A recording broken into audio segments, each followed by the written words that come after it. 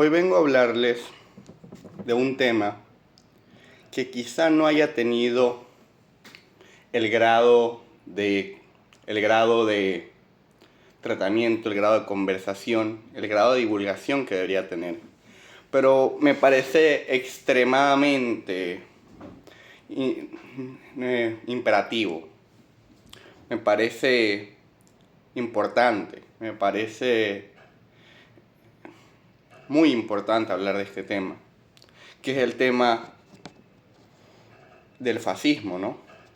El tema de esta filosofía, ideología, el tema de esta forma de pensar y de forma de actuar de ciertas entidades políticas, ciertos grupos, ciertos individuos, cierta hasta cosmovisión, podríamos decir de una forma.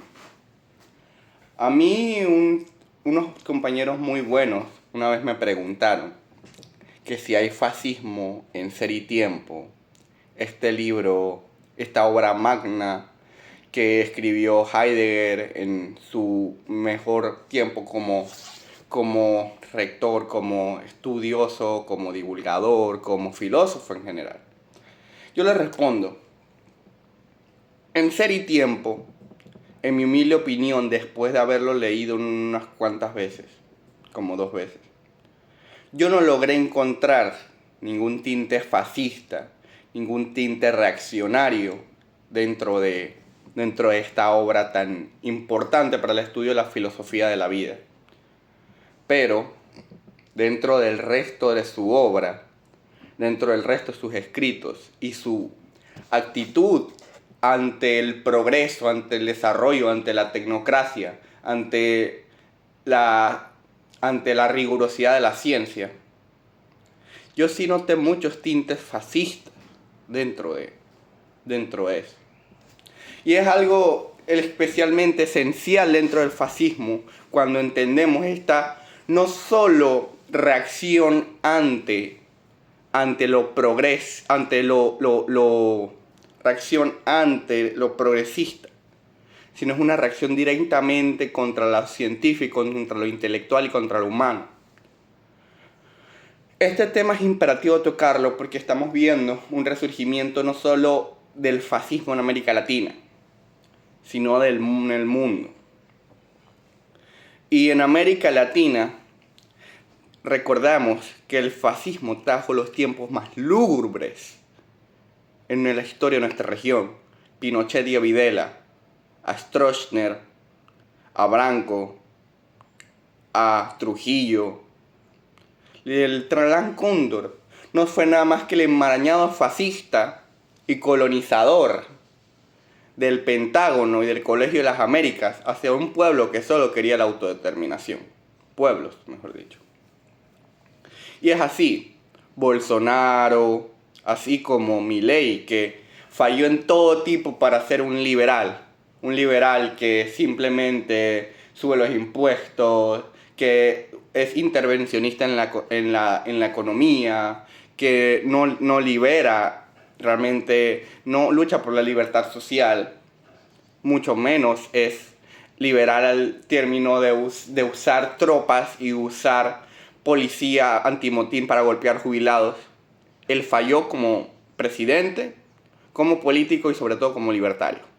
En términos absolutos no es un libertario, es más autoritario que muchos presidentes de América Latina. Pero saliendo de este paréntesis, tenemos que recordar que el fascismo, ¿qué es el fascismo en primera instancia? Bueno, el fascismo, así como un humilde estudiante de antropología les puede decir, el fascismo es una ideología política que tiene 4 pilares. El hipertradicionalismo, el autoritarismo en todas sus formas, el hipertradicionalismo y la autopotestad del Estado de usar la fuerza o hasta quitar vidas. Y si bien muchos gobiernos de la actualidad, casi ninguno mejor dicho, se proclama a sí mismo como fascista, hemos visto esperpentos y insultos a la vida humana y a las moléculas orgánicas que ni siquiera para eso funcionan, que usan palabras en pos de la democracia, en pos de salvar la civilización, destruyen lo más profundo de la dignidad y la calidad humana. Y esto tiene una explicación científica sobre todo.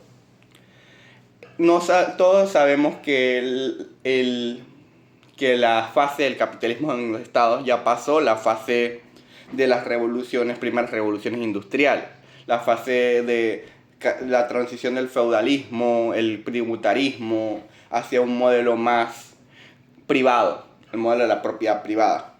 Lo que sucede hasta este punto es que el superávit productivo y la falta de plusvalía en el valor remunerado causa un hiperconsumo y asimismo una brecha entre ricos y pobres, entre desarrollo y infradesarrollo. Sé que suena un poco desarrollista, mejor dicho, emergencia y no emergencia, que lo que causa es la destrucción del hábitat que vivimos. Ya no estamos viviendo solo una crisis climática, estamos viviendo una crisis civilizatoria, porque el modelo que eligió Occidente para nosotros, para vivir, para actuar, para hacer simbiosis, que realmente no estamos haciendo, se convirtió de simbiosis a parásito. Estamos flotando en la infamia, en un mundo donde simplemente estamos tratando de sobrevivir en un entorno que cada vez es más hostil. Pero es más hostil porque el capital transnacional y porque el mundo está cada vez destruyendo el hábitat que necesita para vivir. ¿Qué causa esto? Tiempos de crisis, tiempos de miedo, tiempos de odio, tiempos donde cada vez los recursos se agotan, cada vez hay más guerras para poder asegurar los recursos que necesitamos para la supervivencia. Y en estos tiempos de crisis es donde el miedo, donde el odio surge. Y el fascismo se alimenta de eso. El fascismo se alimenta de las crisis porque es el radical oculto que en contra del progreso les da aparente seguridad a los pobres ignorantes que creen que el fascismo es la solución, cuando simplemente es el último tornillo en su lápida, el último tornillo en su ataúd lapidaria. El fascismo surge por la desesperación que causa las crisis sociales, la desesperación que causa el miedo, la desesperación que causa estar en una situación donde el metabolismo social ha sido vulnerado y no podemos sobrevivir de una manera adecuada y digna. Solo vuelvo a decirles que la única forma de evitar regresar a los tiempos más oscuros en nuestra región, a la ESMA, a donde las abuelas tenían que ir a luchar a Plaza de Mayo para evitar a los falsos positivos, a los desaparecidos, a los asesinados en las calles, es salir a protestar, a luchar, a conversatorios, a divulgación, a hablar sobre estos temas que son incómodos, lo sé.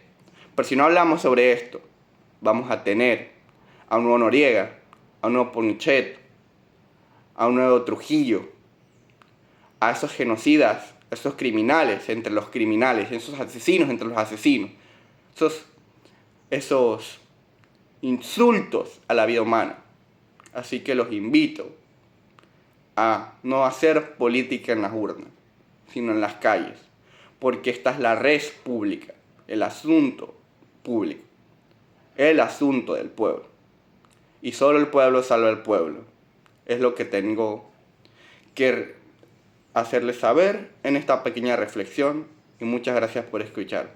Saludos.